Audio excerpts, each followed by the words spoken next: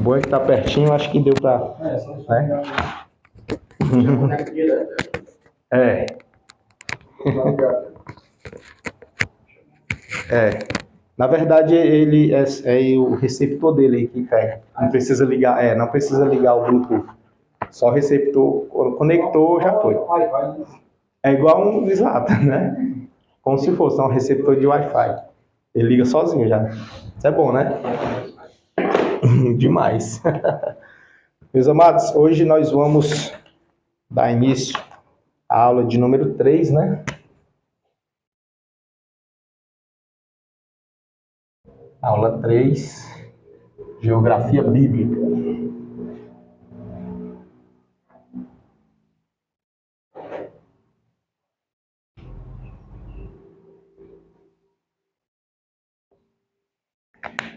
Nós paramos na aula sobre as planícies, passei o trabalhinho, né? Depois os irmãos providenciam para trazer e nós vamos dar continuidade aqui na página de número 30, sobre os montes. Os vales, passamos os vales, agora os montes. Deixa eu ver aqui.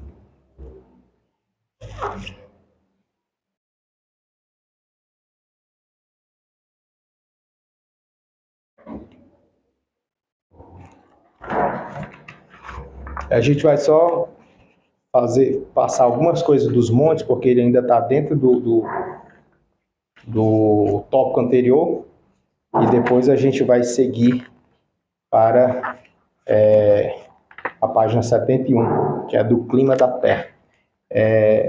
Eu gostaria muito de tentar compartilhar com os irmãos essa aula aqui, do clima e tanto do clima quanto da geografia econômica da Terra Santa e a outra também, né?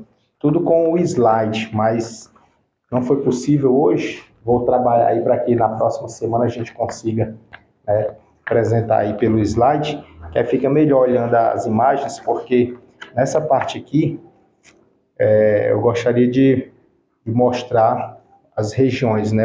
A parte do deserto, a parte do litoral, as regiões, por exemplo, da Galileia, né? Claro que são imagens não tão recentes, né? Porque as recentes, elas são meio que de guerra, né? Mas são imagens da época que estava havendo cultivo, que estava havendo as plantações, que o povo estava era usando aquela parte da região da terra. E aí é muito bom. É bom a gente ver as imagens. E depois também eu queria mostrar nas próximas aulas, né, que é Geografia Econômica e Geografia Humana, a respeito das plantações e também das mobílias e as moedas. Então, assim, são coisas que eu gostei de mostrar em imagem, para a gente ver. E irei providenciar isso aí, se Deus quiser, para a semana que vem a gente vai estar conseguindo, se Deus quiser. Então, hoje, por hora, dá para a gente ver aqui a questão na página 30, né, dos montes, e depois a gente vai para a página 71. Tá? Na página 30, eu vou falar aqui dos montes, e nessa questão dos montes, a gente sabe que os montes, eles sempre estiveram presentes na vivência do povo de Israel. O povo de Israel, quando a gente fala, já é no sentido do Egito para cá, né? O povo de Israel, que já é depois de Jacó sendo considerado já Israel, vindo das tribos, né? Então, do Egito para cá, a saída do Egito, lá do Êxodo, para cá, os montes sempre tiveram a sua relevância no meio do povo de Israel. E aí, se a gente for olhar até antes que isso, né? Bem antes. Então, assim, a gente faz aquele recorte, pega do Egito para cá e mostrando assim a questão dos montes. Se a gente for olhar, ele faz até aqui uma citação longa. Ele traz aqui a citação dos de alguns comentaristas, e diz assim, que Israel passou 400 anos no Baixo Egito. Nós não tivemos a oportunidade de ver o Alto Egito e o Baixo Egito, porque eu tinha até preparado para a aula passada, só que quando eu recebi o material novo, aí eu vi que o editor ele tirou o tópico dos impérios, né? E tinha no outro material, na época que eu fiz o curso, tinha o tópico dos impérios. Então tinha a geografia dos impérios. E aí era a aula passada. Aí eu tinha preparado ela todinha.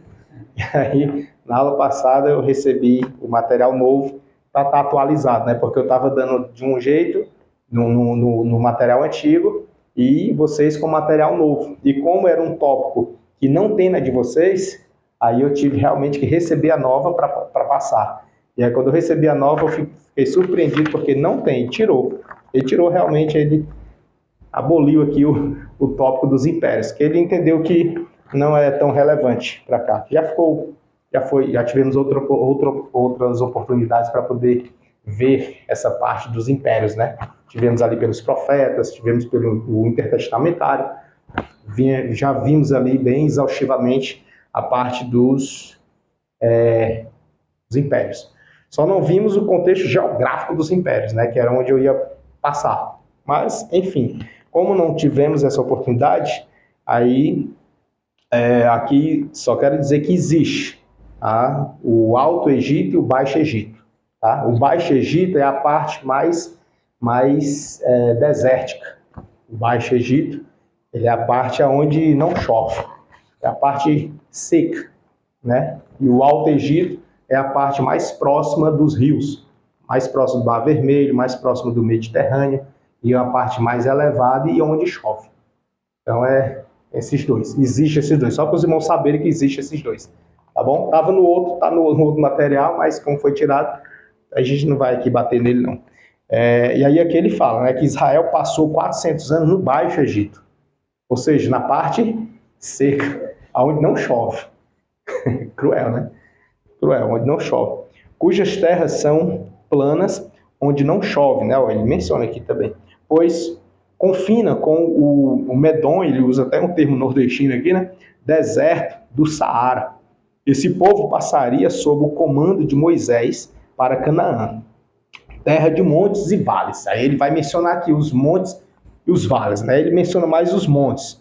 Ele traz aqui um parafraseado dos montes, para a gente entender que os montes também são importantes, só para a gente ter essa noção. Aí ele diz, os montes exerceram poderosa influência no povo, que cantou em sua poesia ou prosa os cumes e as elevações. Aí ele vai dizer agora a importância. A importância dos montes na Bíblia é muito grande. É bem verdade, irmãos, que nós vemos muitos críticos de montes, né? Por exemplo, não precisa ir para o monte, e eu tenho a igreja, para que eu vou para o monte? O meu monte é a minha cama, o meu monte é de travesseiro, e assim vai, tem vários tipos de monte, né? Só que aqui não está falando na linguagem figurada, está falando na linguagem literal, certo? A linguagem figurada é essa que a pessoa diz, meu monte é a minha cama. Linguagem figurada, né? O meu monte... Um monte de travesseiro, né? Isso é a linguagem figurada e pejorativa ainda mais, né? Que é zombaria. Mas a Bíblia, quando ela fala de monte, é monte mesmo, é um monte de terra. É o que nós chamamos de serra. Nós chamamos de serra, né? Aqui? Serra e serrote. Serrote. O serrote no caso os montes, né? Aqui é serrote. As montanhas serra. As montanhas são serra. Exatamente. Pronto, perfeito. E nesse contexto, muito obrigado. E nesse contexto dos montes, os montes lá para eles eram secos. Era muito seco, só pedra, a rocha. Não chovia, era uma região seca, do deserto.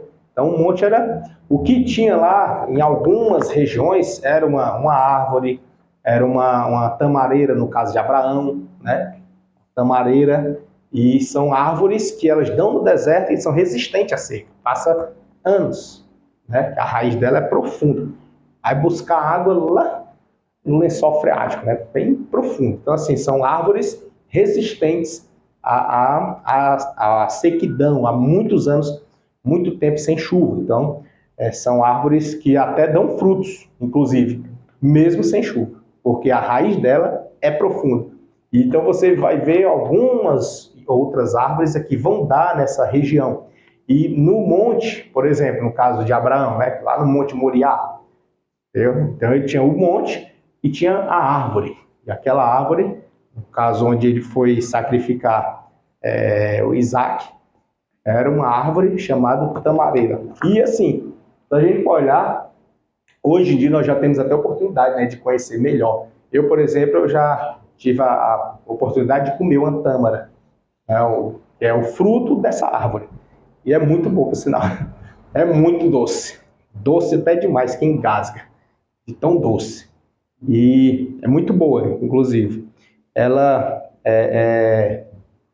tem uma sementezinha, um caroçozinho dentro, caroço, pequeno caroço, e ela por fora é só massa. Ela tem tipo uma camadazinha parece aquela pele do caroço de jaca. Tem um caroço da jaca, né? A pessoa aqui no Nordeste, a gente tem o costume de cozinhar o caroço da jaca, não é assim? Cozinha o caroço da jaca, depois que cozinha não fica uma pele? A tâmara, ela tem aquela pele ali. Só que a pele da tâmara, ela é comestível, diferente do caroço da jaca, a gente tem que tirar para comer, né? Já na tâmara não, ela é comestível, tem uma pele, você aperta assim, é a pelezinha. Você arranca assim com a unha, sai a pelezinha. Mas aquela pele é comestível, então você pode comer com tudo, entendeu? Toda engelhadazinha. Aí você come, só não come o caroço que tem dentro. Assim, ela tem muita massa e um carocinho pequeno. É muito boa e muito doce. Você come assim, é doce, vai engasgando aí, toda outra mordida e assim. É muito boa. Então é a tâmara. Tâmara, o fruto da árvore que Abraão esteve embaixo dela para sacrificar Isaac. Embaixo de uma tamareira. Salve engano, tem até um louvor, né, da harpa cristã. 380, cabe afiado, né? É o maior. 300 é o maior? É o maior. Então, exatamente. Então, tem lá, nessa região. Então, é importante a gente saber, porque parece assim que a gente consegue assimilar melhor e nos dá uma aproximação maior do texto sagrado.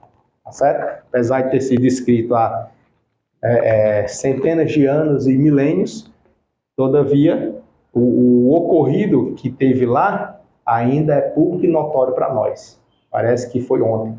Parece que a gente estava lá. Né? Quando a gente lê o texto, nos aproxima. E quando você conhece a história, conhece a fruta, a árvore, a região, visualiza, aí parece que você está vivenciando de novo. Então, assim, dá uma aproximação gigantesca do texto sagrado. E aí ele vai dizer aqui dos montes. Monte aqui é monte mesmo, tá bom? Aquela elevação de pedra, de terra, é monte. E aí ele vai trazer, ó, a importância dos montes na Bíblia é muito grande. As tábuas da lei, por exemplo, foram dadas por Deus a Moisés. Aonde? No monte. Né? Arão morreu no monte. Moisés também morreu aonde? No monte. João Batista nasceu nas montanhas, né? Que aí já é a montanha, né? Que é monte também, é o alto. Jesus, muito obrigado, né? Jesus nasceu na região montanhosa da Judéia. Sua grande batalha com o diabo foi aonde? No monte, né? Que ele foi para o deserto, foi levado pelo Espírito para o deserto, e no deserto foi tentado, né? Foi lhe dado ali aquela visão, né?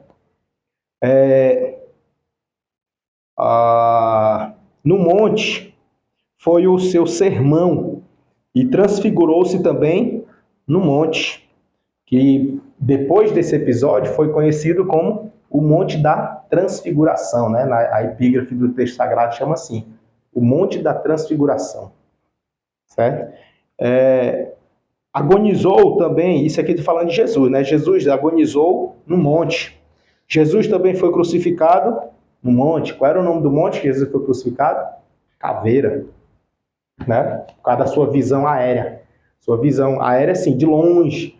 Quem tivesse em um monte olhando para ele, parecia uma caveira, assim, a cara, o rosto de uma caveira. Assim, parece uma caveira. Aí chama-se Monte Caveira.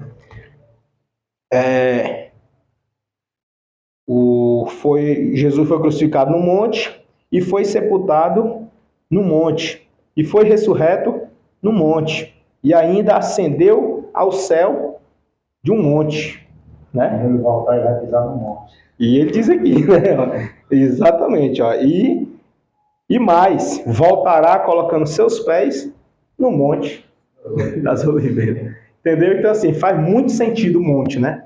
Na Bíblia, muito. Aqui ele trouxe, assim, um recorte, obviamente, mas faz muito sentido. Aí, ele faz a pergunta, o que é o monte? Né? É o travesseiro? Não, né? O monte. Pode ser o altar, né? Pode ser o altar, né? Porque, muito obrigado por trazer essa lembrança, a questão do espiritual, né? Espiritualmente falando, o monte, ele denota sacrifício. Entendeu? Ele denota sacrifício. Tira da zona de conforto. Ele nos convida a sair do seu lugar, do seu habitat normal e ir para outro local que demanda esforço, dedicação, preço, renúncia. Entendeu? Aí por isso que é criticado, é mais ainda rejeitado por muitos. Poucos são os que gostam de ir. Entendeu? Não representa intimidade, reservado, lugar sós com Deus, né? Entendeu? Aí alguém pode dizer, e o quarto, né? Tem que ir pro quarto, entendeu? Só que assim, o monte, como eu falei, ele exige uma renúncia. Então tem um preço para a intimidade, entendeu? Para mim mesmo, na minha vida espiritual, o monte tem muita... É muito sentido, né? Sentido. Já vi Jesus, não sei se irmão lembra. Lembra, a gente fazia a campanha, não era? Toda sexta. Eu entrei, quando eu aceitei Jesus, já estava na segunda. Era? Olha aí. 7 sexta-feiras. Foi a caravana, não era? Foi. E Jesus, o Espírito Santo me purificou de verdade. Glória a Deus. E a gente tem muito testemunho dessa época, né? Batismo Espírito Santo, renovo, querendo ser batizado libertação. Eu não fui batizado no monte, né? Mas fui batizado nas águas. Glória a Deus, foi forte, né?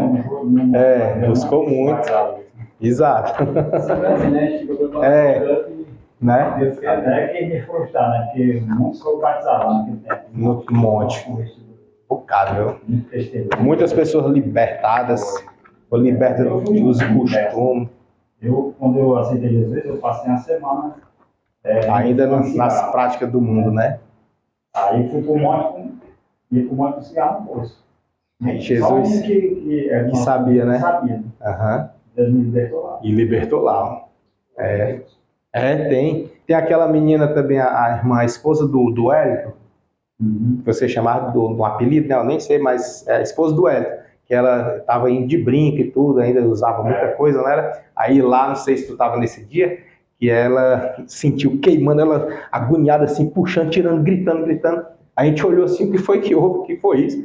E aí ela testemunhou na hora, dizendo que estava pegando fogo as orelhas dela, assim, na hora da oração, né? A gente fazia um círculo grandão, ficava orando no meio. Era eu e outra pessoa ou era só eu mesmo? Não lembro não. Na frente mesmo era eu não. Era, né? Pra mim tinha outra pessoa também junto. Aí a gente orando. Espírito Santo, né? A gente orava em tudinho, né? Passava em tudinho, assim, a roda de... Era ele trabalhando, né? Então é isso, no monte, né? A gente não pode desprezar, né, o monte. É óbvio que tem muita gente, mas tem muita gente. Fala em monte, o pessoal dá um pulo bem acolá, né? Mas é porque é preço. É renúncia, é sair mesmo. Aqui, ó, uma que me acompanha no monte, né? A gente vai, eu faço um propósito, vai só eu e ela. Né? Sobe um monte ali, paga o preço, eu sei. Desafiador. Glória a Deus. Mas é recompensador, é gratificante, né? É gratificante para ambos os lados, para todo lado. Tanto no âmbito físico quanto no espiritual. O físico que é um exercício, né? A gente faz um exercíciozinho, trabalha tudo o corpo, viu? Ele fica cansado, chega lá com as pernas tremendo assim. Mas se você for outra vez, já não treme mais, entendeu? Aí for outra vez, aí já tá melhorando. Na outra vez, você tá muito ofegante, aí na outras vezes você já não tá mais tão ofegante, entendeu? Então, assim, acho que até na saúde física é bom, né? É bom. Então é isso, os montes eles têm a sua relevância, né? E aí o entendimento aqui faz a pergunta, né? E o entendimento do John Davis, ele define que o monte é o quê? É a elevação natural da Terra. Aplica-se geralmente a uma eminência mais ou menos saliente, menor do que a montanha, né? Ou seja, ele considera que o monte menor que a montanha, né? A montanha é aquela gigantesca, aquela maior que nós temos aí a... Não. Perdão, eu ia dizer o Monte Ararat. Só que o Monte Ararat é considerado um monte, apesar de ser um dos mais altos da Terra, né? Considerado O Everest também. O Everest, ele é monte, é a montanha. Pois é, no conceito do John Davis, o monte ele é o menor. No caso, talvez ele se refira ao serrote, né, que a gente chama, né? Ele tem o monte, a montanha. O outeiro, né? Que é menor que o monte. Que nós aqui no Ceará a gente chama serrote. O menorzinho, que é só, tipo aqui no alto, tem um. É aqui, pouquinho. Tem até, ali também era monte de oração, né? Monte de oração também. É bem baixinho assim, é pouquinho. Você mal anda, quando tá começando a suar, chegou. É rapidinho. Serrotezinho é um serrote. Né? E talvez ele chama o outeiro esse, né? Do serrote. Mas enfim, são conceitos só para a gente entender que existe, né? Existem esses conceitos para distinguir. Quando você estiver estudando, examinando a Bíblia, fazendo alguma, eu já ia dizer uma tese, né? Formando a tese, mas quando você estiver ampliando seu conhecimento, e aí você vai entender que existe essa diferença, certo? Para aplicar e não passar vergonha, tá bom? É a ideia, que é para o nome do Senhor Jesus ser glorificado. Né? Essa é a ideia. Não é para a gente se inchar, é para Deus ser glorificado, é para a gente fazer bonito, fazer bem feito. E aí, desses montes, aí tem os montes palestínicos, os montes de Judá, o Monte Sião. Eu vou dar uma pausa aqui dentro do Monte Sião. No Monte de Judá também é muito relevante, é pequenininho o texto, eu vou dar uma lida, tá bom? O Monte de Judá, só para a gente compreender que esses montes fizeram muito sentido na vida, na história do povo de Israel. Os montes de Judá localizam-se ao sul dos montes de Efraim. Para quem não consegue compreender, lembra daquele recorte da divisão, né, na divisão das tribos? Judá, eu gosto sempre de me pautar por aqui, ó, para a gente entender que aqui é o Mediterrâneo, né? Mediterrâneo, aí fica fácil de saber as localizações, certo? Aí, Judá é mais ou menos aqui embaixo, assim, ó, Judá. E fica ao sul de Efraim, né? Se a gente for analisar a divisão, deixa eu ver aqui, bem aqui tinha o... Quem lembra qual é o rio que estava aqui? Tem um mar e tem um rio aqui. Vocês lembram? Bem aqui em cima, Galileia. O Jordão, muito bem. Jordão e o Mar Morto aqui. Entendeu? Aqui é o Mar Morto. Aí... O povo, lembra que o povo deu uma volta, veio daqui, passou pelo Mar Vermelho aqui embaixo. Aí, o Mar Vermelho ali, o povo rodou aqui, desceu para cá, passou por aqui para vir para cá. Né? Lembra da trajetória deles? Foi assim, o Egito está para cá, aí eles saíram daqui, rodaram aqui, aquele monte das tábuas. Qual é o nome? Monte Sinai. Monte Sinai é aqui, ó, no meio. Monte Sinai, bem aqui. Há quem diga, Monte Sinai tem outro nome, que também é o mesmo monte. Salvo engano, é o Monte Moriá. Não tenho tanta certeza, mas é o Monte Sinai e tem outro monte que é o mesmo monte, tem dois nomes. É o Sinai e tem outro.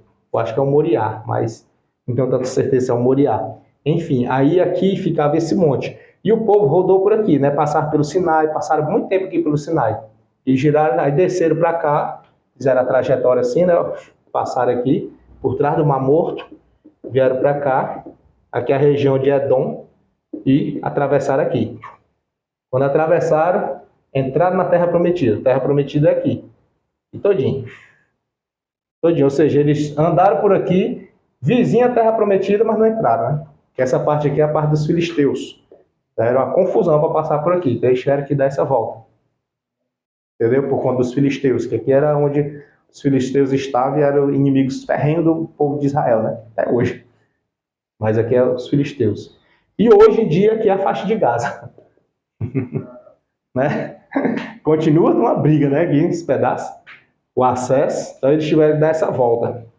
Aí, pertencia à Filístia, né? A Filístia, né? Exatamente. Os filisteus, as Filístia, Aí, nessa região, aí ele vai dizer o quê? Que, como é que ele diz aqui? Judá, os montes de Judá localizam-se ao sul dos montes de Efraim. Ou seja, Efraim aqui em cima, entendeu? Efraim em cima e Judá ao sul, certo? A fronteira aqui. E aqui também ficava quem? Aqui, bem aqui, a Belém, né? E Jerusalém. Mais ou menos aqui, Jerusalém, ou é bem aqui, acho que é por aqui, Jerusalém. Pronto, aqui é a divisão, né? Ó. Então ele está dizendo aqui que os montes, ó, essa região a gente vê assim, não é uma planície, não, são montes. São montes. Tem a parte plana? Tem, é bem pouco, mas tem os montes. E aí ele diz o quê? Que os montes de Judá, os montes, localizam-se ao sul dos montes de Efraim. Constitui-se uma série de elevações, entre as quais há herbosos vales, por onde correm riachos que desaguam nos mares. Aí, ó, qual mar? O Morto, entendeu? Deságua os vales, tem monte e tem os vales. Aí, pelos vales, passa os riachos e ele deságua no Mar Morto, abastecendo o Mar Morto. Só para figurar, né? Dá para ilustrar, dá para entender assim? Dá? Que a gente está sem o retroprojetor, né? Eu vou fazendo assim para ver se ilustra melhor na mente, para fixar, né? E aí ele diz que deságua no Mar Morto. E qual é o outro mar que deságua também? Se espalha assim, ó. Mediterrâneo. Então, a gente consegue perceber que realmente essa região ela é alta. É de montanha, realmente. Porque deságua para cá e deságua para lá. Mas correndo assim tem que ser bastante alta. Entendeu? E ela é muito alta realmente, porque... Deixa eu ver se é ele que diz aqui. Não, tem outra parte que te fala... digamos assim, né? Geograficamente falando, de montanhas. Em algum local que ele vai dizer que essa região ela tem uma altitude gigantesca. Há quem diga que aqui em cima, acho que é Samaria, a altitude dela é de 400 metros do nível do mar Mediterrâneo. 400 metros acima do nível do mar. É alto, né? Assim, aí subindo. 400 metros. Eles tinham a visão privilegiada contra os inimigos. Exatamente. Essa é a ideia, né? Eles colocavam torre de vigia. Exatamente. Eles se aproximavam os outros inimigos. Aí vem a questão do sentinela e o atalaia, né? Né? Ficava lá em cima de olho. Na hora que visse o inimigo, tocar a trombetazinha. Entendeu? Essa é a ideia. Aí o atalaia visualizava o inimigo, tinha que estar atento, ó, vigilante direto, olhando. E detalhe, ele tinha que ter aquela visão noturna, viu? Porque geralmente os ataques eram de noite. E à noite eles acendiam a tocha. Na sentinela, né? A torre de vigia. Aí de longe dava para ver as outras sentinelas. Isso. Alertava os soldados. Interessante, né? É muito bom a gente saber isso. Que a gente, sempre aquela ideia, sendo pregador não, mas sempre tenta assimilar para a sua vida, aplicar para a sua vida, para a vida do cristão, para a igreja. É sempre essa ideia. É pegar a história, pegar a geografia, pegar o contexto político, econômico, enfim, pegar ele e aplicar para a nossa vida, ver qual é a ideia daquilo para nós, Qual é a mensagem de Deus para nós? O que Deus quer com isso para nós, entendeu? É sempre nesse sentido. Que aí você vai deixar o Espírito Santo trabalhar, né?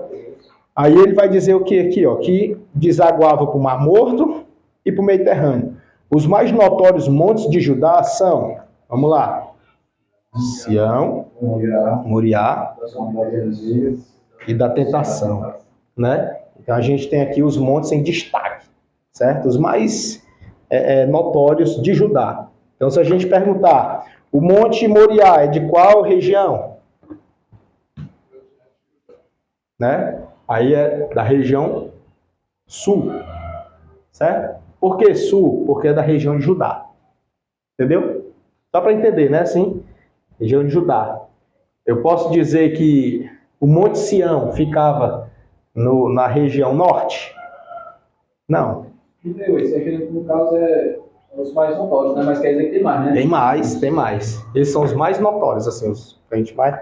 Tem muitos nomes. Tiveram mais destaque, né? Relevância na Bíblia, né? Que são mencionados. Isso, que é por onde o povo passou, por onde eles passaram mais tempo, onde eles instalaram as suas... o tabernáculo, entendeu? Os acontecimentos bíblicos, as guerras e tal, sempre são montes os mais em destaque. E aqui ele traz aqui uma ressalva do Monte Sião. Monte Sião, localizado na parte leste de Jerusalém, ó, já traz um recorte assim, um afunilamento, é tipo um zoom, como se desse um zoom, né? A gente está aqui numa visão bem ampla, aí a gente não está nem enxergando Jerusalém, né? Aí vai dar um zoom, e 2 cliques a gente dá no mapa, né? Aí essa baixada assim vai enxergar agora Jerusalém. Então ele vai dizer o quê? Que o Monte Sião está a leste de Jerusalém, ou seja, Jerusalém é mais ou menos aqui. Então ele está bem aqui próximo, Monte Sião. Então a gente já percebe que Sião não é para cá, não é para lá, não é para lá, né? Entendeu? É bem aqui, perto de Jerusalém. Entendeu? Inclusive, o Monte Sião é que se confunde com os termos que são sinônimos de Jerusalém, certo? Porque está lá próximo, estão próximos. Jerusalém e os montes. Tem o Salmo 125, né? 125 que fala que assim como os montes estão em volta de Sião, assim é o Senhor em volta do seu povo. Né? Salvo engano, é o 125. Ele vai falar isso, ou seja, os montes em volta de Sião. Aqui ele está falando que é o Monte Sião. O texto bíblico diz que é os montes em volta de Sião. Como é que dizem? Verso 1 começa falando sobre os montes. Assim, os que confiam no Senhor são como o monte de Sião, que não pode ser abalado, mas permanece para sempre. 2. Como os montes cercam Jerusalém, assim o Senhor protege o seu povo desde agora para sempre. Já traz Jerusalém aí, né? Veja que ele já separa, né? Ó. A tua é a qual? A tradução? NVI, né? Alguém tem outra? Vê aí em outra. A revista tá... 125. A revista tá NVI também. NVI também a revista? Página 30. 30? A 30? Isso. Tá lá em cima. É verdade. Monte Sião, que não se abala, mas permanece para sempre. Onde estão os montes da roda de Jerusalém. Jerusalém também. Tá do mesmo jeito, né? Então vamos só separar aí para a gente entender. Pronto. Ó, vamos só separar direitinho. Ó. Ele diz o quê? Que os que confiam no Senhor são como os montes. São como o monte ou os montes. No plural. São como o monte. São como o monte. Só um, o singular. Então pronto, digamos que temos aqui um monte. Pronto. O nome dele é Sião. Só indo pela Bíblia. Certo? Não pela geografia, indo pela Bíblia. Esse é o verso 1. Né? Aí ele diz o que? 1. Os que confiam no Senhor são como o monte Sião. Né? Que não se abala, permanece para sempre. Ao 2. Como os montes cercam Jerusalém. Assim o Senhor protege o seu povo desde agora e para sempre. Então, só para compreender, digamos que Jerusalém esteja bem aqui, né? Jerusalém aqui, aí bem aqui tem outro monte. Bem aqui tem outro monte. Ali em cima tem outro monte. como os montes. O 2, de novo. Como os montes cercam Jerusalém. Assim é o Senhor que está em volta do seu povo. Então, do jeito que está na Bíblia, a gente entende que existe Jerusalém e existe o Monte Sião. Entendeu? Pela Bíblia, o verso 1 vai falar o Monte Sião, no singular. E no 2 vai falar os montes em volta de Jerusalém. Aí, tem geólogo cristão e arqueólogo que eles dizem que Jerusalém existe um termo aplicável a ele como sendo Sião. Então eles fariam o quê? Colocariam esses que entendem assim, né? Eles dizem que Jerusalém é a mesma coisa que Sião. Então, ao invés de ter Jerusalém aqui e ter Sião bem aqui, seria o quê?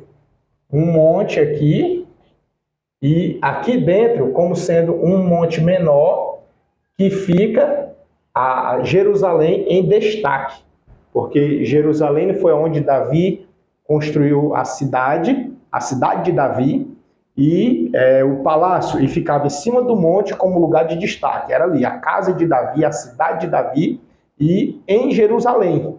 E aí entende-se pela arqueologia que ficava tanto a cidade de Davi como a casa de Davi ficava em cima do monte. Então, presume-se que aqui é Jerusalém, né? Jerusalém, aqui é Jerusalém, que também se confunde como sendo Sião. Entendeu? Mesmo local. E aí os montes em volta de Jerusalém. E dizendo o monte Sião, como sendo só um monte. Entendeu? Para a gente conseguir encaixar e entender que seja a mesma coisa, teria que ser assim. A gente entender que seria a mesma coisa, né? Teria que ser nesse sentido. O Monte Sião, no verso 1, né? O monte, no singular, o Monte Sião está aqui. E os montes em volta de Jerusalém. Entendeu?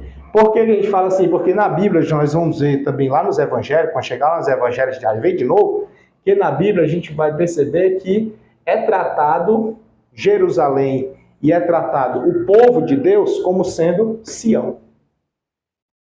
O povo, por exemplo, é tratado como sendo a menina de Sião, entendeu? A menina de Sião, o povo de Sião, Sião sendo uma região, Sião sendo um monte, Sião sendo Jerusalém, é assim. Pode falar.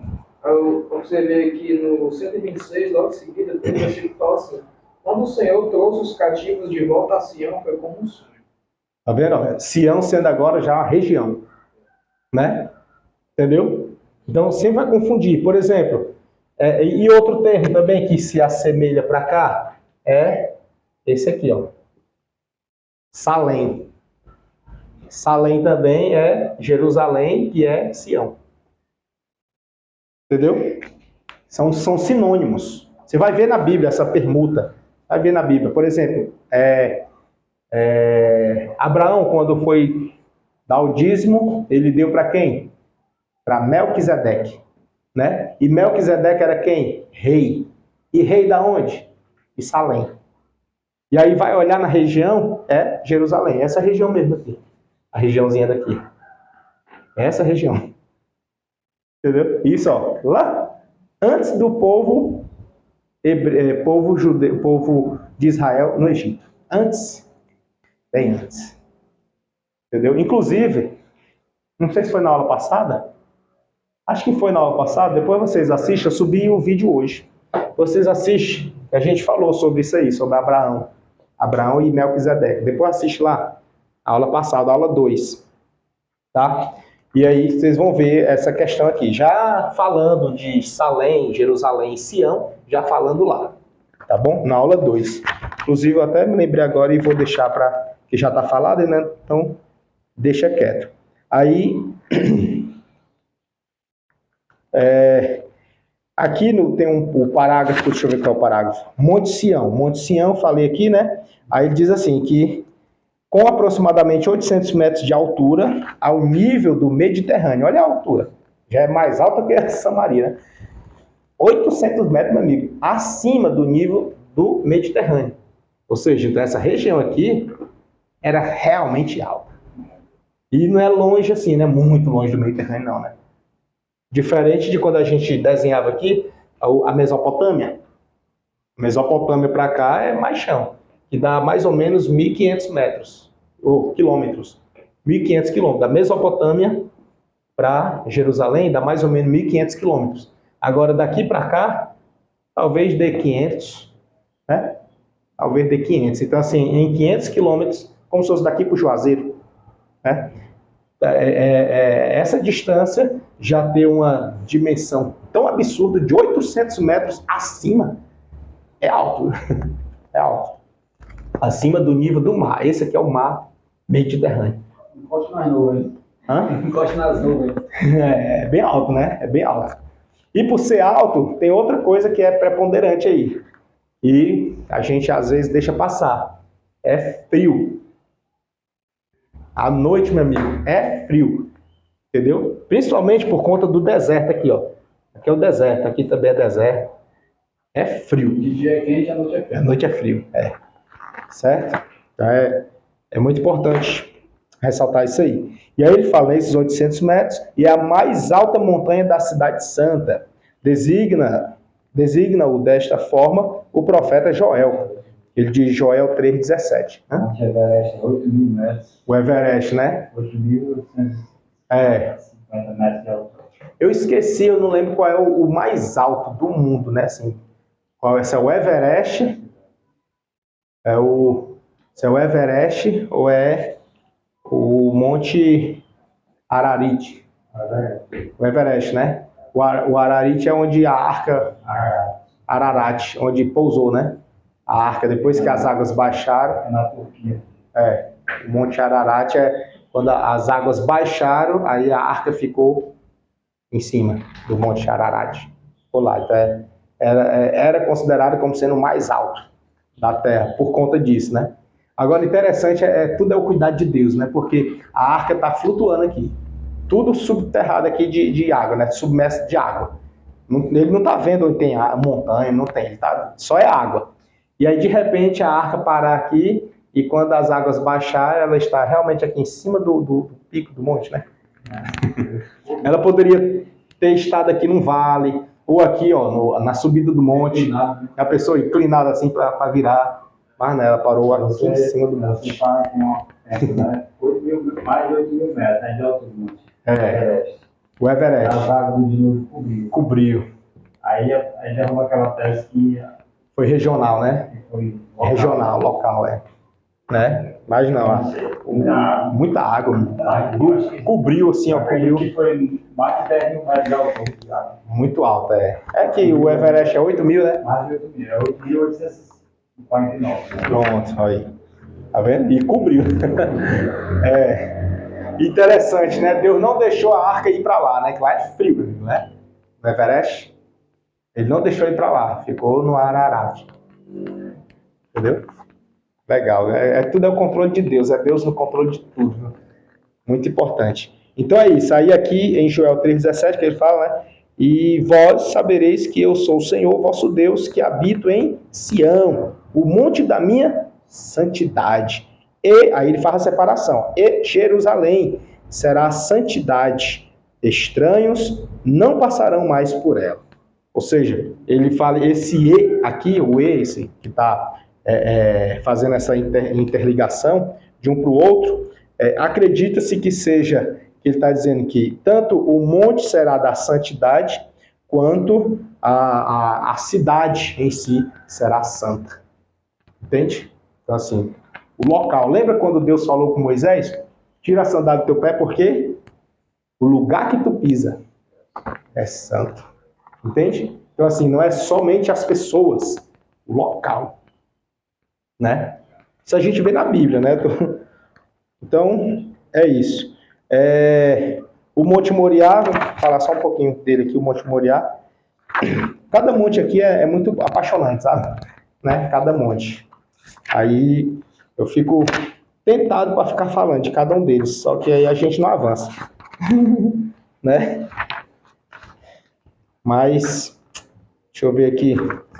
Vamos escolher aqui uns 2 montes para falar. Diga aí vocês.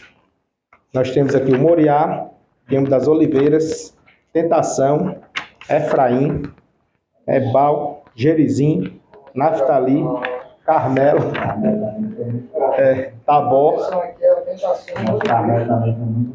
né? Carmelo, 3, né? 2, que esse não, são que hora? Esse não, amigo. Só de monte aqui nem terminava hoje, né?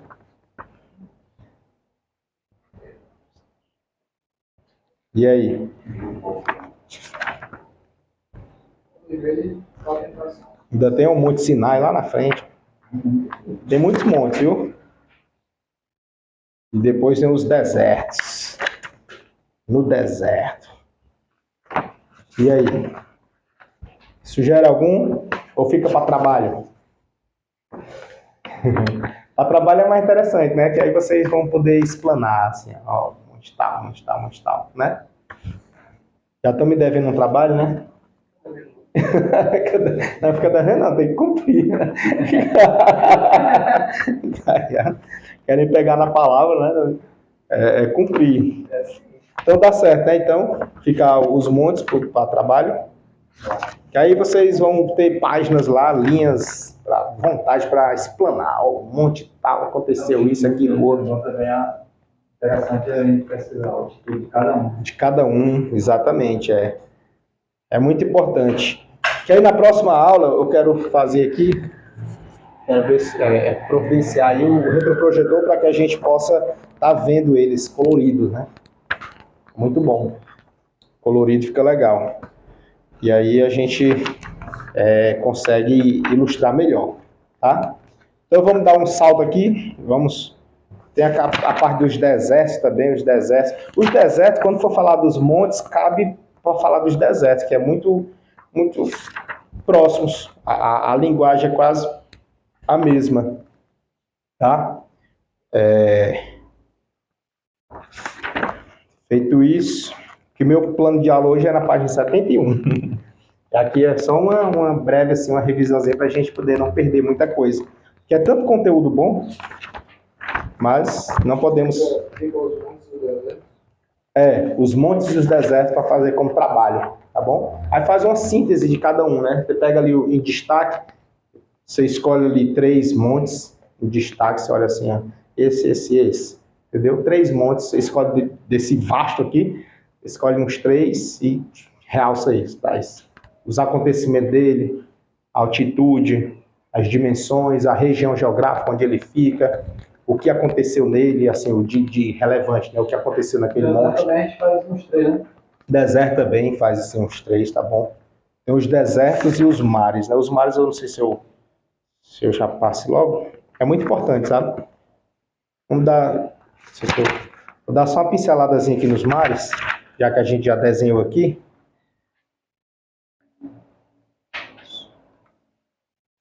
Porque é muita coisa. É muita coisa. Nos mares, eu quero aqui falar do Mar da Galileia, tá? Vou pegar ele, que os outros tá bem esclarecido aqui. E aí, no trabalho, só para ressaltar, o trabalho é monte e deserto, tá bom? O trabalho, os montes e deserto. Escolhe 3 montes e 3... Página 5,6. Pronto, obrigado, viu? Dos montes, ó, começa na página... Qual é a página que começa? Página 30, né? Começa na página 30 dos montes.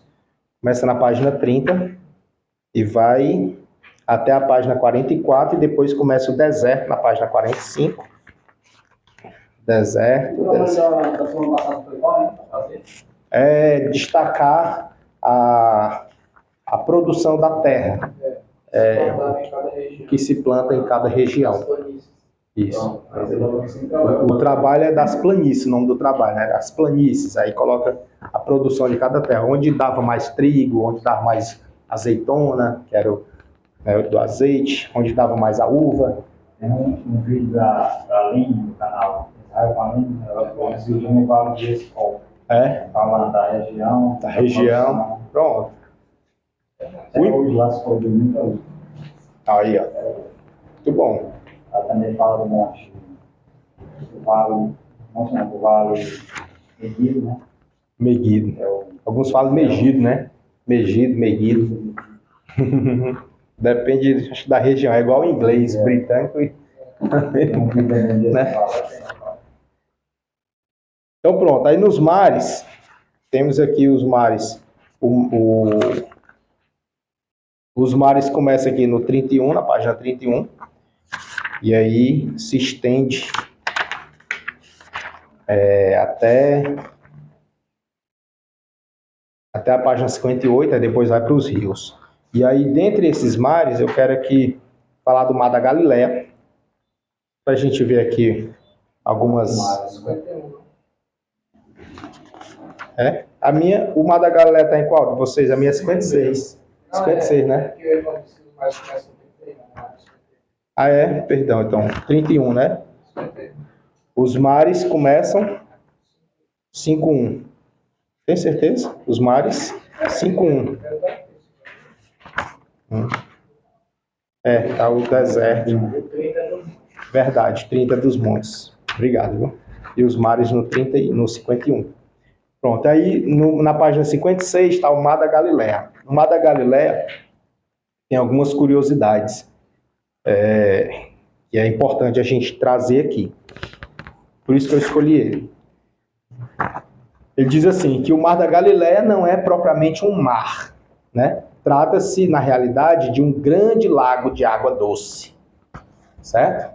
Ou seja, se a gente for olhar aqui no mapa, por isso que eu também quero aproveitar aqui esse desenho, eu vou só apagar aqui um monte desse aqui, para a gente mostrar aqui o Mar da Galileia. Aqui, que mar é esse aqui? Mar Morto. E esse rio? Jordão. Aí, mais ou menos por aqui assim, tem uma bolinha. Essa bolinha é o quê? Galileia, né? Galileia, é o Leia. Pronto. Mar da Galileia. Chamado de Mar da Galileia, né? Chama-se de Mar da Galileia. Mas por que chama de Mar da Galileia? Ele é muito longo. Ele é longo. É um lago de água doce, na verdade. É igual esse aqui, chama de Mar Morto. Ele é longo, ó, ele é extenso. Entendeu? Assim também, esse da Galileia, ele é extenso. Ele é longo. Ele não é um mar aberto, igual esse aqui, né? Aqui é o mar Mediterrâneo, é um mar aberto. Ele aqui separa-se continentes no Mediterrâneo. E aqui é o Mar Vermelho também, que é como se fosse assim, alimentado. Vem braços de rio, né? Aqui. E alimenta e deságua e vem pelos golfos. Tem os golfos, aqui é um golfo. E aí desce para o mar. Então é uma parte também ampla. Aqui é uma parte ampla, mas não é um mar. Só é longo, é grande. Aí a gente vai ver aqui. Existe até algumas pessoas começam, os críticos, na verdade, os críticos dizem que aquela tempestade lá do Mar da Galileia, né? Daquela Jesus andando sobre as águas, foi aqui, no Mar da Galileia. E aí fala-se daquela tempestade e tal, que assolava o barquinho. E aí os críticos dizem, como é que pode ter uma tempestade num lago, que assola o barco? Isso aí são os da teologia liberal. Certo? E aí nós vamos, por isso que eu escolhi o Mar da Galileia, para a gente tentar aqui esclarecer alguns pontos. Tá? Trata-se, na realidade, de um grande lago de água doce, né, formado pelo rio Jordão. No Novo Testamento recebe os seguintes nomes: Mar de Quinerete, Mar de Tiberíades e Lago de Genezaré, certo? São os nomes sinônimos para ele, tá? Ele recebe esses nomes.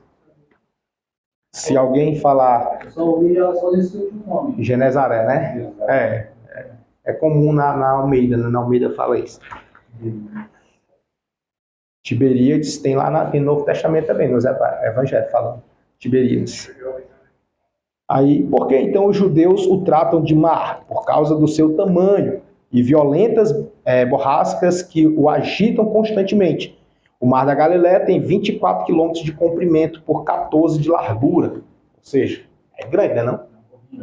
É grande, meu amigo. Né? 24 quilômetros é mais ou menos daqui na Praia de Iracema. É uma cidade. De extensão, né? É longo. Daqui para Praia de Iracema, daqui para Beira-Mar. Não é longe? 12 quilômetros de largura, né? Né? É longe. Entendeu? Aí a gente começa a compreender a causa das coisas. Certo? Já vai clarear mais. Né? Começa a fazer sentido, exato. Tá? Aí ele diz que com uma profundidade média de 50 metros. É fundo também, né? Não? 50 metros? Né? A piscina com 2 metros, a gente já fica assim.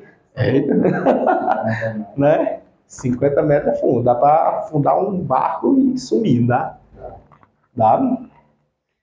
Aí, encontra-se a quase 230 metros abaixo do nível do Mediterrâneo. Isso aqui é interessante, né? Que fica abaixo. Tendo em vista sua posição, serve de ponto de equilíbrio às águas do Jordão. O Mar da Galileia está distante do Mediterrâneo umas 27 milhas e de Jerusalém 60 milhas em direção ao nordeste. Em suas margens orientais encontram-se altas montanhas. Já em seu lado ocidental podemos contemplar férteis planícies e importantes cidades como Genezaré, Betsaida, Tiberíades, Cafarnaum, Corazim e Magdala. Por isso que chama-se o mar também por esses nomes, porque essas cidades estão ali em volta, nas suas proximidades. E aí, como a extensão dele é de cerca de 24 quilômetros, então ele abrange essas cidades. Entendeu? Aí por isso que em cada ponto, vejamos, se ele, diga um exemplo, né? Se ele começa aqui na nossa cidade, qual o nome que ele receberia? Do nome aqui da nossa cidade. Entendeu? Ele está aqui, ele não está aqui. Agora ele se estende, aí ele chega ali na cidade vizinha. E ele também passa lá. Qual o nome que receberia lá? O da cidade vizinha. Por isso que tem vários nomes para o mesmo lago, o mesmo mar, né? Entendeu? Aí ele recebe, e assim sucessivamente. Então, as cidades que ele estende, ele alcança, recebe pelo seu próprio nome. Então, cada cidade nomeia ele, aquele pedaço, como sendo seu. Certo? Isso é plenamente compreensível e tem também, faz sentido, né? E tem na nossa Constituição Federal também tem isso aí. Que é para, por exemplo, quer ver um exemplo bem claro que o Espírito Santo deu agora? A praia. A praia. Você começa, a praia é uma só. Se você olhar de cima assim, você vê que é uma só. Mas ela recebe nomes. A mesma praia, né? Aí começa aqui a leste-oeste. Vou começar assim, um recorte, né? Porque tem mais para lá também, né? Taíba, Tabuba, tem para ali. Então, vou começar aqui. Alguns chamam a Praia da Barra, né? Outros, leste-oeste. Se mistura ali, você não sabe nem aonde quem é que é, o perímetro de nenhuma. Aí vem, depois da leste, vem o quê? Iracema. Depois da Iracema, Beira-Mar. Depois da Beira-Mar, Mucuripe. Entendeu? Depois do Mucuripe, acho que ou é Praia do Futuro, ou é do Japão, uma coisa assim. Entendeu? Aí tem do Morro Branco, parece. Aí, depois, né? Então, assim, vai cortando... Beberibe, já. Aí vai cortando até chegar o quê? Na praia do Beach Park, ou a praia do como é que chama aquela outra? Prainha, né? A prainha, né? Águas Belas, Jaboque, Taboque, uma coisa assim. Taboque, né? Taboque, entendeu? Mas se você pegar um barco e sair assim, ó, é um só. Você nem passa em tudinho, é um só. Né? Você não sabe nem que passou por tanta praia assim. Rapaz, eu passei por todas essas praias. Passou. Praia do Rio, não, o Rio não. Ele nasce naquele lugar e termina o mesmo nome, exatamente. Maranguapinho. Corta todas as cidades perfeitamente, muito bem lembrado. Né? Corta todas as cidades, mas o mesmo nome. O Rio Nilo. Rio Nilo é considerado o maior do mundo. Né? Atrás dele, alguns consideram o Amazonas e outros já invertem. Diz que o maior do mundo é o Amazonas. Legal, né? O Rio Amazonas está aqui com a gente, né? Rio Amazonas, com a gente fala assim, no Brasil, né? Está aqui, Rio Amazonas, e atravessa vários países e ele é o mesmo nome. Tanto faz aqui ou outro país, é o mesmo nome, Rio Amazonas. Inúmeras cidades, né? Inúmeras cidades. O Rio Nilo, ele atravessa mais de 10 países, se eu não me engano. O Nilo. Mas é o mesmo nome, Nilo? Bem pequenininho o nome. Nilo, né? Pequenininha, sua extensão gigantesca, né? Eu até sabia, não sei se era 9.000 quilômetros e 800 alguma coisa. Eu sei que ele perde para o Rio Amazonas em metros. Poucos metros. Perde para o Amazonas. Legal, né? E o Amazonas abrange, parece, só 3 países.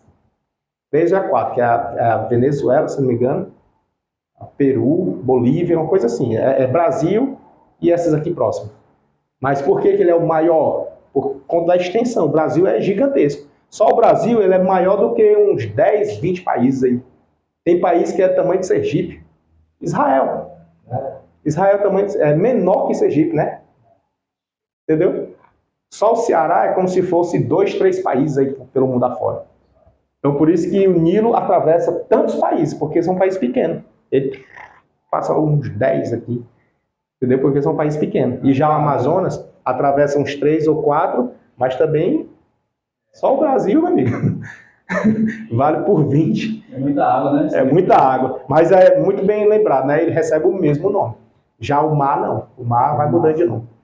Ele muda de nome. Tá certo? Por isso que a gente... São Francisco também. São Francisco. É extenso, mas... É, o mesmo nome. Passa várias cidades, mas é o mesmo nome. Perfeito. E aqui tem o Mar da Galileia. E ele, já o Mar da Galileia, como eu dei o exemplo do mar, daqui, o nosso, né? Recebe vários nomes. Por onde ele passar, ele vai recebendo nome. Certo? Dá para entender assim? Aí, o Mar da Galileia está distante, aí já passei essa parte, né? Deixa eu ver aqui onde foi que eu parei. Magdala, pronto. Nesta região, Jesus desenvolveu importantes facetas de seu ministério. Ensinou, fez prodígios e maravilhas, repreendeu a fúria das águas e com intrepidez anunciou o reino dos céus. O divino mestre, inclusive, andou sobre as águas desse grande lago, causando pânico em seus discípulos. E também aqui para nós. Ele não mencionou, mas estou aqui para fazer isso, né? Aqui também, nas margens do Mar da Galileia, foi onde Jesus chamou os discípulos. Né? Foi aqui, ele andando aqui nas margens da Galileia, chamando. Pedro foi puxado aqui, né? André foi de João Batista, né? Foi Felipe, daqui, Tiago, entendeu? Foi tudo na beira da praia, estavam lá, trabalhando. Jesus passou na beira da praia, vem. E emendando barra, as redes, né? Entendeu? Inclusive tem uma que ele estava pescando, ele estava nu. E ele pediu para que Jesus se retirasse, porque ele estava nu, né?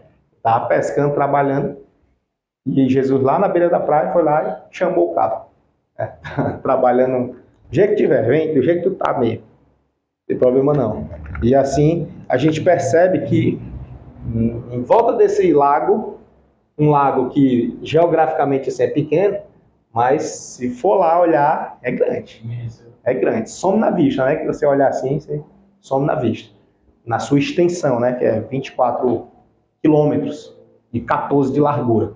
Até a sua largura é larga, né? 14 quilômetros dá o quê? Daqui para Maranguape dá 5, né? Do alto para lá dá 5 quilômetros. Aí do alto para cá até o Anel Viário dá mais 5, 10. Eu acho que dá até o Posto Carioca, mais ou menos. De Maranguape até o Posto Carioca é a largura dele. E aí eu vi só um círculo.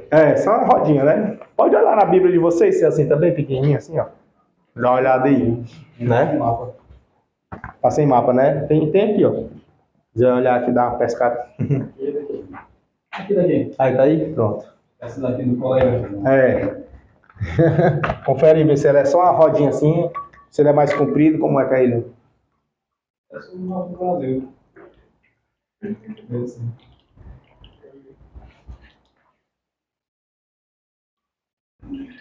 O da Galileia. Assim, né? É porque essa aí tá com zoom. Tá mais pertinho. Em outras que ela tá maior, tá também aí. Parece a cabeça de um ET. Né? Esse de baixo, né? De baixo aqui. Ah, esse de cima pequenininho é o quê? Diz o nome, não? Não. Bula. Bula.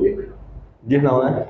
Bula? U-L-A. Ah, Ula. Bula. Ula. Lago Ula. Lago Ula. Então ele é um formato assim, maiorzinho, né? Não é tão redondinho. Acho que eu me confundi com esse redondinho, por isso que eu botei ele assim. Ele é mais largo um pouquinho, né? Mais na frente, menorzinho. Perfeito. Então vamos aqui. Aí, ao norte do Mar da Galileia, o clima é bastante agradável, propício ao desenvolvimento de grandes projetos agropecuários. E o que nos informa Andrade.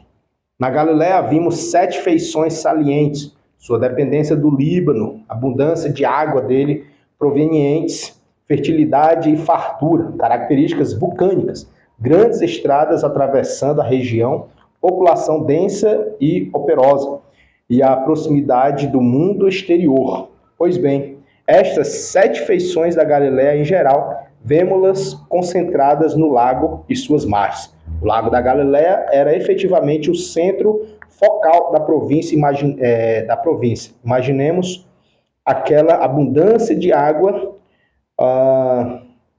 abundância, fertilidade, influência vulcânica, estradas, população numerosa, comércio, indústria e forte influência grega. Imaginemos tudo isto reunido em um profundo vale, sob um calor quase tropical, e temos o cenário onde surgiu o cristianismo e onde o próprio Cristo trabalhou. Né? Ou seja, se a gente for olhar, ela é uma região que baixa, né? É baixa. Aqui, né? Diz que é quase 230 metros abaixo do nível do mar, né? Né? Enquanto aqui é 800 acima. Né? A diferença é muito absurda, né? É como se aqui fosse um vale e um lago lá no vale. Um lago, assim, entre aspas, né? Um lago bem grande. Então, vem a seguinte e intrigante pergunta. De onde vieram os ventos para que levantasse as ondas com toda a fúria, assolando o barquinho que Jesus estava dormindo e os discípulos estavam trafegando? Né? Entende? Se fosse uma região alta, beleza, dá para entender a alta, o vento bate lá com força. Mas é que a região baixa, né? Região baixa. Hoje em dia está mais fácil o acesso, né? A gente consegue ver vídeos e tal. E quando a gente olha os vídeos, a gente vê que é água parada. É água parada, assim, o negócio é... Então, de onde veio a onda e o vento? Que eram os dois. Lá o texto diz que eram os dois, né? Não é assim? O vento assolava e o vento batia forte e as ondas assolavam o barco. Quase a pique, né? Quase indo a pique. Ou seja, quase naufragando, quase virando. Mas vamos seguir. Com seu formato oval, o mar da Galileia é muito viscoso. Neste lago, podemos encontrar 22 espécies de peixes, entre as quais carpas, sardinhas, peixe-gato, peixe-galo e o famoso Chromis simonis. É famoso? Esse é o famoso. Para eles lá, né? Ou o peixe de São Pedro. Isso aqui já é catolicismo enviesado, né? Não precisa achar moeda, não. Pois é, né? É o que é o famoso. Por isso que ele diz que é famoso. Que é o que ele pescou, Jesus mandou pescar e ver a moeda. Ele só conhece a carne. Sardinha. Não, mas ele fala assim, famoso, não é porque era de comida, não é por conta desse episódio aí do milagre, que veio a moeda para pagar o imposto. No tempo de Jesus, a pesca era uma rendosa indústria em Cafarnaum. George A. Smith descreve desta forma o maravilhoso lago de Israel. Então, nesse aspecto, quando vocês forem estudar, salvo engano, é a parte das planícies, bem como dos relevos e dos ventos que a gente tem aqui. Eu vou tratar dela só. Na verdade, era hoje. Na página 73, na verdade, era hoje. Mas, enfim, quando a gente for ver, a gente vai perceber que eles, os ventos, nessa região, mesmo sendo a região baixa, aqui, é onde para a ciência hoje entende que Não tem aquele jargão que a gente usa, lá onde o vento faz a curva? Né? Não tem? A gente usa isso assim com forma irônica, né? Para dizer que é longe, né?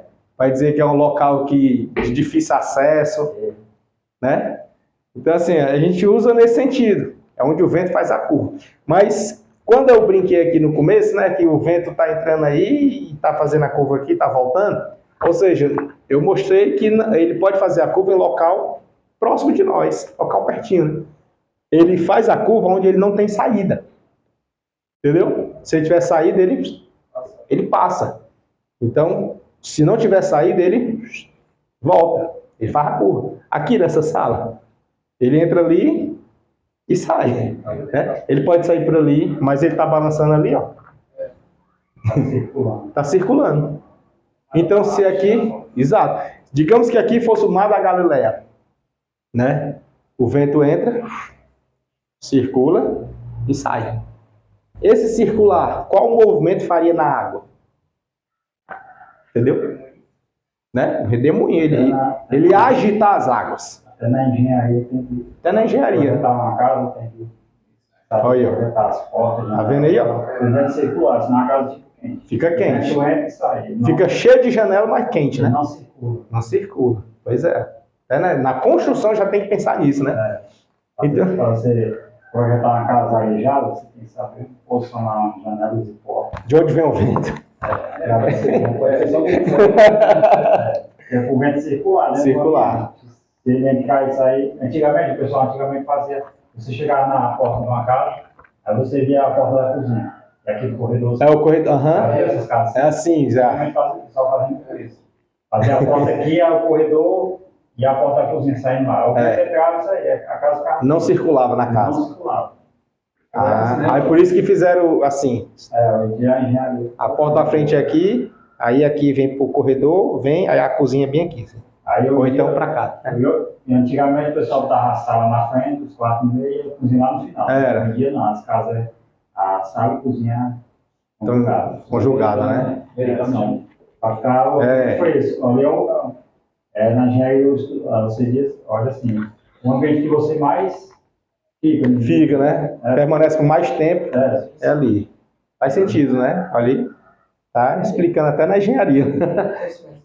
Né? Glória a Deus. Exatamente. Então, ou seja, nesse sentido, ó, nessa ideia, perceba que um local, apesar de ser baixo, cerca de 230 metros abaixo do nível do mar, e aqui, pertinho dele, ó, tem um que é 800 acima, ou seja, mais de 1000 acima desse, e se esse é 230 abaixo e esse é 800 acima, de um para o outro dá quanto? 1030, né? De diferença. Então, assim, é uma região muito baixa. Porém, se ela é baixa e montanhosa, o que acontece? O vento vem, digamos que o vento venha daqui, do Mediterrâneo e do deserto, né? Ele vem, sobe aqui a montanha, assim que ele sobe, ele desce com fúria, agita as águas, faz a sua volta, ou o seu redemoinho e sai. Entende? Dá para associar assim? Porque é isso que acontece. Você pode fazer testes. Pode fazer exame com uma bacia de água. Né? Você pode fazer teste. Pega o ventilador, bota assim, bota uma bacia com água, um balde, e vê que o vento, apesar de passar aqui por cima, ele bate aqui na borda, desce, circula e sai. Né? Então, esse passar dele aqui, em uma área geograficamente pequena, pode não balançar muito, mas numa grande, o vento vindo assim com a sua força, ele realmente agita. Só que naquele dia foi algo especial, porque se for somente pelo vento natural, seria constante. Sempre tendo aquilo ali, sempre tendo. E muitos pesquisadores já foram lá, não sei se na época que ele foi não teve, mas eles disseram que lá é parado. Lá é parado. Só que é difícil a gente entender que é parado numa imensidão dessa, 24 km de extensão. Né? Se a gente vai aqui num açude, que tem vento, você já vê que tem ondazinha pequena assim na margem, né? Pequeno, um açude pequeno, que não dá 1 km, 2 km de extensão. Né? Já tem ondazinha pequena, imagina 24 km de extensão. Dá uma ondazinha, né? Pode não ser uma tempestade, mas dá uma ondazinha. No caso de Jesus, no barquinho,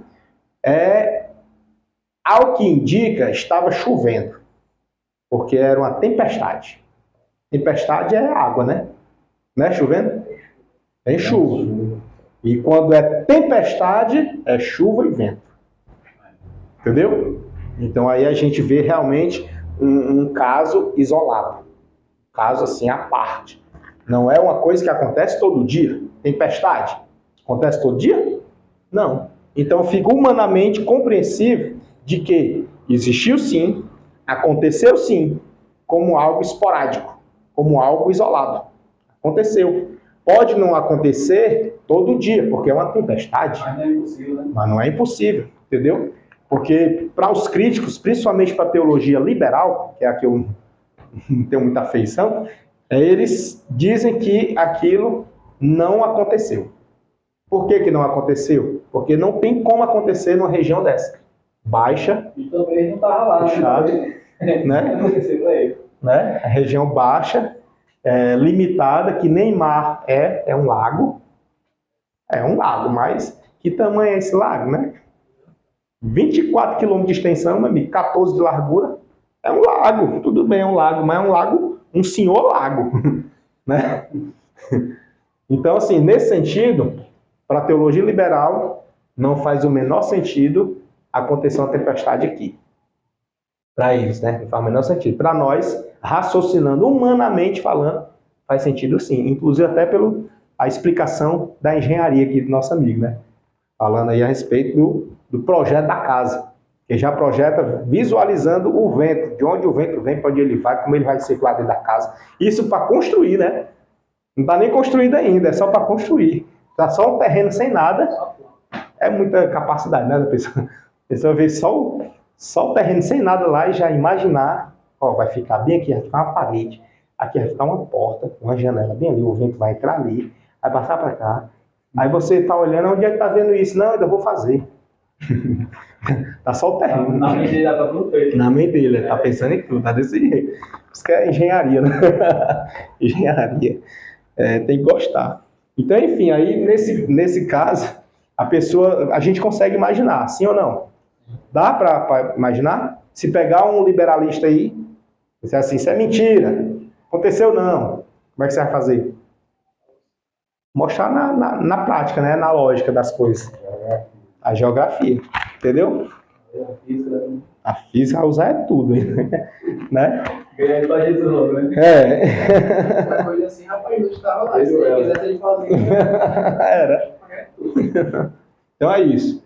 E eles atravessaram e foram pro outro lado, né? Outra coisa interessante, né? Atravessaram para o outro lado para evangelizar um ser humano, né? Gadareno. Tem outro evangelista que é doido. É Mateus, né? Mateus diz que é 2. João diz que é 1. O senhor trabalha comigo e vai passar. E tu vai fazer umas perguntas dele. Né? Já vai para, rapaz. Se tu resolver, rapaz, não sei não. Só sabe que não vai lá certo. Você tá lá, se Barrabás, né? depois sabe. Então é isso. Tá na minha até aqui? Mar da Galileia. Eu tirei assim, destaquei o Mar da Galileia por conta dessas questões, tá? Mas cada um tem a sua peculiaridade, viu? Cada um tem. Me atualizei no horário porque eu tô vendo que o sol já baixou. Já? Misericórdia. Tem como fazer aquela oração não para parar? Atrasar o relógio. A oração do atrasar de relógio, né? Então é isso. Aí vamos aqui dar um salto aqui para a página 71.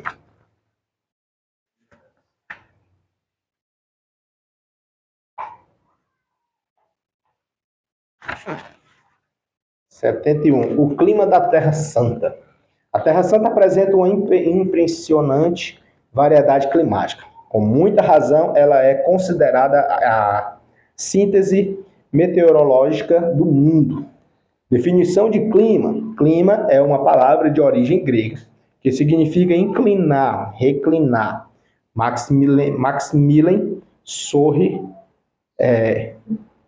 né? Sorre, em uma citação isolada, explica: O clima é modernamente definido como a síntese do tempo ou o ambiente atmosférico constituído pela série de estados da atmosfera acima de um lugar, em sua sucessão habitual. Ou seja, o clima é diferente de tempo. É tempo, é? Clima é diferente de tempo, né? É tempo. O clima, tipo, a pessoa fala assim, o tempo tá frio. Ela tá correta ou tá errada? Dizer que o tempo tá frio. Não é errado, mas o povo entende. O povo entende. Né? O tempo tá frio. E Tá de chuva. e se disser o clima tá quente? Né? Muito formal. O clima tá quente. Tem um que não muda, né? Tem um que não muda. É o clima que não muda? É o clima, né? Pronto, aí, até. Vocês estão estudando ainda, né? Que é para saber, né? Condições climáticas. Condições climáticas, outra aí, sendo mais formal aí, né? Então, pronto, tem um que não muda, né? É o clima que não muda, o tempo muda, né? É. Pronto, então a gente fala correto, né? Mesmo sem saber, mas a gente fala correto. Então, o clima que não muda. Por exemplo, o clima da região Nordeste é quente ou frio? Quente. Isso muda? Não, é direto quente, né? Algumas regiões isoladas, sabe Deus por quê, são frias, né? Por exemplo, aqui no Ceará nós temos duas regiões frias. Quais? Guaramiranga e Guaraciaba do Norte. A altitude. Né? Exato. Aí a gente já vê ó, essa questão, né? A gente já vê, ó. Exato, do relevo, ela o quê? É alta. Tanto Guaramiranga é alta, quanto Guaraciaba é alta. E a gente mora no meio, e o meio é quente. Né? Entendeu? Mas aí o clima, ó, aí é onde o clima pode entrar em contradição, né? Porque aí o clima não muda, mas ele tem dois locais, por conta do relevo, que mudou. Né? Mudou. E aí o tempo é onde vai mudar. O tempo é o quê? O tempo está nublado, está chover, está aberto, ensolarado, está fechado, entendeu? Essas questões que são do tempo, realmente, é do tempo. Eu ia dizer da estação, mas não é da estação, é do tempo mesmo. Esse é o correto, né? Não é assim? Meteorologia. Eu acho bonito esse nome. Desde quando eu fazia a quinta série, sexta série. Meteorologia. Às vezes eu até queria complicar, eu queria falar mais difícil ainda. Que meteorologia, aí eu falava meteorologia. Eu complicava, porque eu achava muito bonito, eu queria dificultar mais. Tem aquelas palavras que você acha bonito, mas não sabe nem o significado, né? Era essa, eu sempre gostei dessa palavra. Hã? Inconstitucionalissimamente. Ó, tá vendo? Ó, inconstitucionalissimamente, né? É uma coisa que não é constitucional, que não está prevista na Constituição. Ou não foi recepcionada pela Constituição. Aprovado, né? No caso. Não passou ali, não, né? É isso aí. Eu sei. Pronto. É nesse sentido, né? Então aqui, o clima da Terra Santa, né? O clima, aí vai dizer assim, embase-se o estudo do clima na observação dos vários tipos de tempo. Olha aí, ele usa o tempo para definir o clima, né? E aí apresentados de forma encadeada e rimada em determinado lugar. Deve-se levar em conta também a dependência dos movimentos executados pelas massas de ar e suas frentes. Lembra do jornal? Quando vai falar? É uma frente fria, né? Só lembro disso, né? A frente fria. Massa de ar. E a massa de ar quente, aí mostra aquele gráfico amarelado, né? Essa explicação tão grande, nem entende nada. Né? Aí muda ali, e amanhã vai chover. Aí você espera e é um solzão que estarrecedor, né? Mas enfim, é porque ele não disse aonde. Ele só disse que ia chover, mas não falou assim. Aí você na cidade tá, vai chover aqui, pra essa região aqui, ó. Aí você vê a nuvem passando assim, ó, pra coar. Né? Então, nesse sentido, a Terra Santa, né, que a gente chama, a Terra Santa, lá em Israel, ela tem também o seu clima. No caso de lá, ela tem a parte chuvosa e seca. Ambas são acompanhadas, respectivamente, com muito frio e calor. Ou seja, o negócio lá é misturado. De dia quente, de noite frio. Certo? Lá é assim, na Terra Santa. Tá bom? Aí, essa parte aqui também eu vou dar um salto nela. Aqui eu quero falar só essa aqui dos ventos. Os ventos, 2.4 na página 7.3. As correntes de ventos que varrem o Oriente Médio encarregam-se da formação do clima da Terra Santa. As úmidas do mar Mediterrâneo, as frias dos montes do norte e as quentes das regiões desérticas. Eis como os hebreus classificavam os ventos. Ele classificava os ventos pela sua veemência, pela sua força, né? Por exemplo, igual os norte-americanos também gostam de classificar os ventos, né? Eles deram o nome de mais um agora aí, que foi o Wilton? Wilton ou Newton? Newton, né? Newton. É que para mim lembrar de um, eu assimilo com o outro. Aí o que eu botei como gatilho para eu me lembrar do outro, eu esqueço dele. Aí, é Newton. Milton. Milton, com M. Milton. Pronto, aí deram o nome desse, né? Saiu varrendo, foi tudo. E antes dele, tinha um que era muito famoso, que era o Catarina.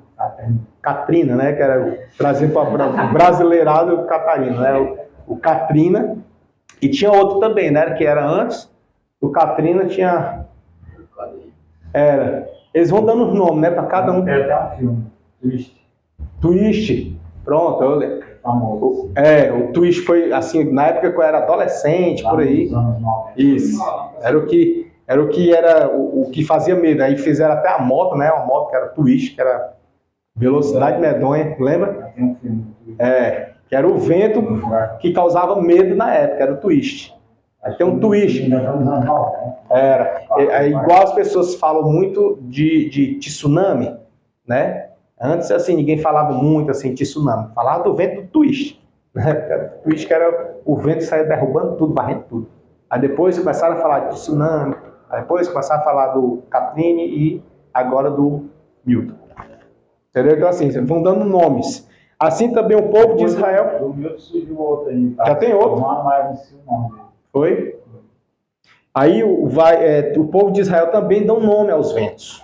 Tá? E eu quero falar só aqui essa parte dos ventos para a gente entender aqui um mistério. Aí diz assim: eis como os hebreus classificam os ventos. Tem um que é o Safon, portador de geadas. Quadim faz crescer a vegetação. O do oeste encarrega-se das chuvas. E Daron é mensageiro do calor. Há também uma corrente de ar proveniente da Arábia, cognominada Cirô. Estes ventos são tão quentes que chegam a queimar a lavoura.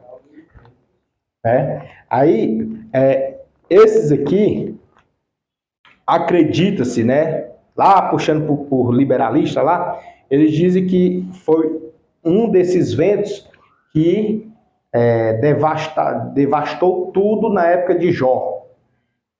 Acabou com tudo. E acontecia com muita frequência na época na época de Jesus, na época dos apóstolos, com muita frequência. Entretanto, a gente sabe com muita clareza que na época de Jó foi Satanás, com permissão de Deus, que varreu lá, né? Só que ele usou o quê? As coisas naturais da terra. Não saiu assim um espírito e passou que ninguém nem viu. Algo sobrenatural. Usou o que é natural para realizar o sobrenatural. E isso acontece muito, mas com muita frequência, né? Muita frequência mesmo acontece.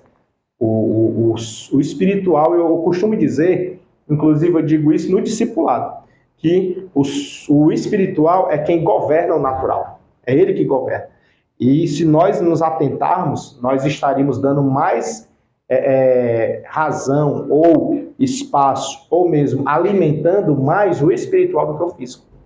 Porque a gente cuida, eu gosto muito de trazer o exemplo de academia. Não sou contra, eu apenas uso como exemplo.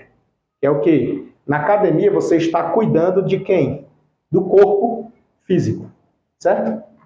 E, às vezes, naquele cuidado, você está muito suscetível a cair no espírito, cair da sua vida espiritual. Porque você está tendencioso à cobiça, a pecado, a idolatria, idolatrar o próprio corpo, né? Lasciva, dando brecha. E você está alimentando quem? O seu ego. É o eu que está reinando ali. Então você está dando muito alimento, não só pegando peso ali, cuidando do corpo físico, mas você está também alimentando o seu espírito interior, seu espírito interior, a sua alma, o seu ego. Você está alimentando ele. E quando você faz isso, você toma espaço e deixa de alimentar o seu espírito, o espírito de Deus que habita em você. Então, esse espírito, ele precisa do alimento dele. Qual é o alimento dele? A palavra de Deus, louvores, tudo que engrandece a Deus. Então, quando você está dando mais alimento para o seu ego, para a sua carne, ela vai ganhar mais força sobre o espírito. E aí o espírito vai ficar fraco, né? A Bíblia, Jesus nos falou que vigiar e orar para não cair em tentação, porque o espírito, na verdade, está pronto. A carne é que é fraca. E aí as pessoas estão fazendo o quê? Alimentando a carne. E aí quem está ficando fraco agora é o espírito, e não mais a carne. E aí quando a pessoa morre, a gente puxa logo assim para a morte, porque é o fim da vida, né? Termina ali. Quando a pessoa morre, o que foi que saiu dela? Foi a carne ou foi o espírito? Foi o espírito. Ele que saiu. Então, se a gente bem pensar, a gente vai analisar assim, que quem sustenta a carne é o espírito. Então, se eu for um pouquinho só inteligente, eu vou dar mais alimento para o meu espírito do que para a minha carne. Porque alimentando o espírito, ele sustenta a carne. Alimentando o espírito, ele fortalece a carne. Alimentando o espírito, ele motiva a carne. Alimentando o espírito, ele dá ânimo para a carne. Ele dá vigor para a carne. Alimentando o espírito. Porque é ele que sustenta a carne. Se o espírito, se eu não alimentar o espírito fica fraco. E ficando fraco, a carne padece. A carne no sentido Físico. a força. Tudo. Você fica